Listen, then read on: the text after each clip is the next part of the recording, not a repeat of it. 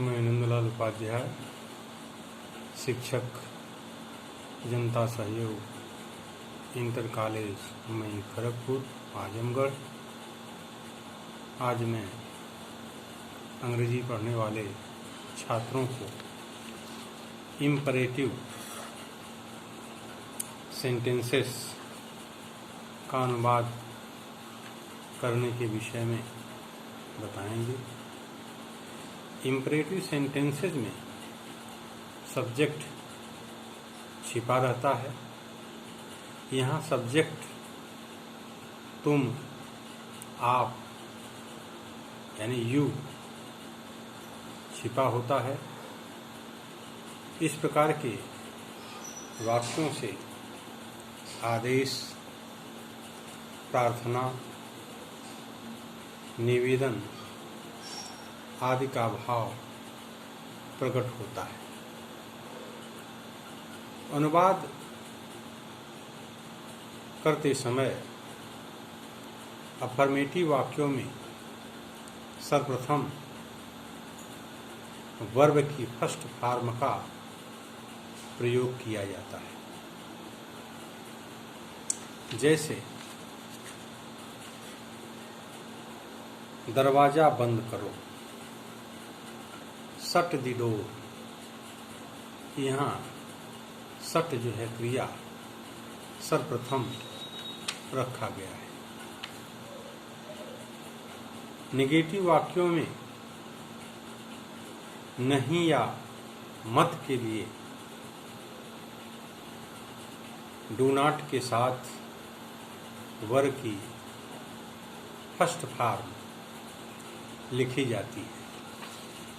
जैसे दिल्ली से लखनऊ बस द्वारा मत जाना। दिल्ली से लखनऊ बस द्वारा मत जाना। डोंट गो टू लखनऊ, पहले डू नॉट का प्रयोग हुआ, इसके बाद किया don't go to Lucknow from Delhi by bus. इसी प्रकार झूठ मत बोलो, do not tell a lie. कृपया के लिए प्लीज या काइंडली का प्रयोग किया जाता है। आग्रह के लिए प्लीज के पश्चात तथा मुख्य क्रिया से पहले डू का प्रयोग किया जाता है। जैसे कृपया बैठिए तो सही और चाय पीजिए। कृपया बैठिए तो सही और चाय लीजिए। Please do sit and have T.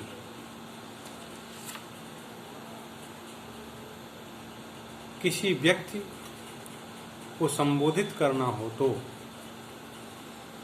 उस व्यक्ति के बाद कामा लगाकर वर्ब की फर्स्ट फॉर्म लिखी जाती है। अथवा वाक्य के अंत में व्यक्ति का नाम लिखकर उससे पहले कामा लगाया जाता है। जैसे रशीद नौकर को यहाँ भेजो। Rashid comma send the servant here. Rashid comma send the servant here या send the servant here comma Rashid. चाहे रशीद को पहले लिखिए या बाद में लिखिए। पहले लिखते हैं तो नाम के पहले कांटा कामा, बाद में लिखते हैं तो नाम से पहले कामा लगाया जाता है। कभी मत के लिए नेवर का प्रयोग किया जाता है। नेवर के बाद वर्ब की फर्स्ट फॉर्म का प्रयोग किया जाता है। और सदैव के लिए ऑलवेज का प्रयोग किया जाता है। ऑलवेज के बाद वर्ब की फर्स्ट फॉर्म का प्रयोग किया जाता है। सदैव अपने बुजुर्गों का आदर करो। Always respect your elders. Always respect your elders.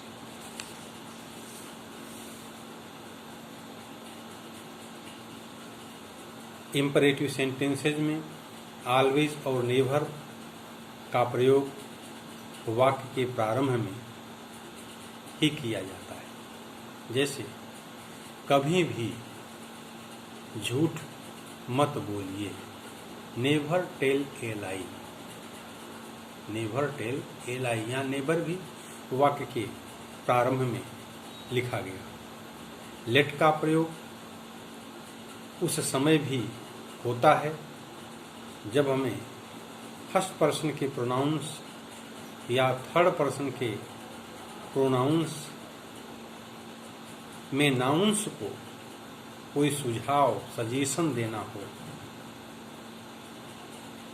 या निवेदन करना हो, तो ऐसी स्थिति में लेट का प्रयोग किया जाता है। जैसे अब मुझे पढ़ने दो। अब मुझे पढ़ने दो। Let me read now. Let me read now. इस बच्चे को सोने मत दो। इस बच्चे को सोने मत दो। Do not let this child sleep.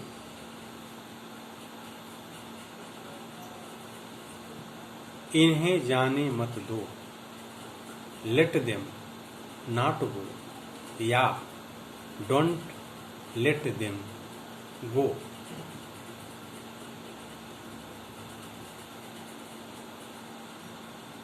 आओ की अंग्रेजी के लिए ऐसे वाक्यों में कम नहीं लिखा जाता है, क्योंकि यहाँ प्रस्ताव प्रस्तुत किया जाता है।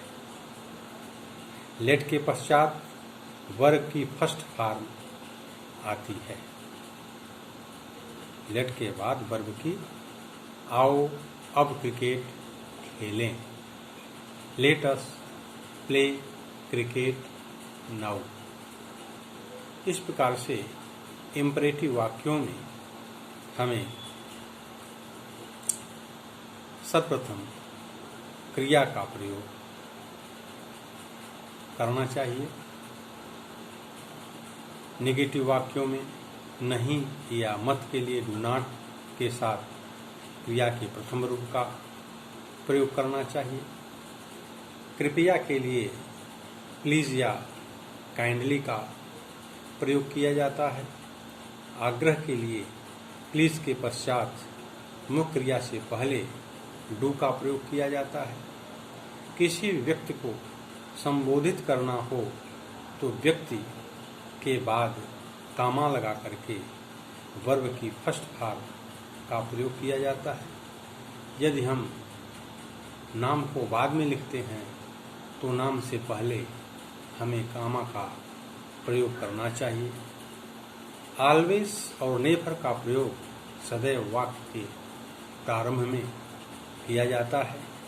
लेट का प्रयोग उस समय भी होता है जब हमें फर्स्ट पर्सन के प्रोनाउन या थर्ड पर्सन के प्रोनाउन एवं नाउंस को कोई सुझाव सजेशन या निवेदन रिक्वेस्ट करना हो।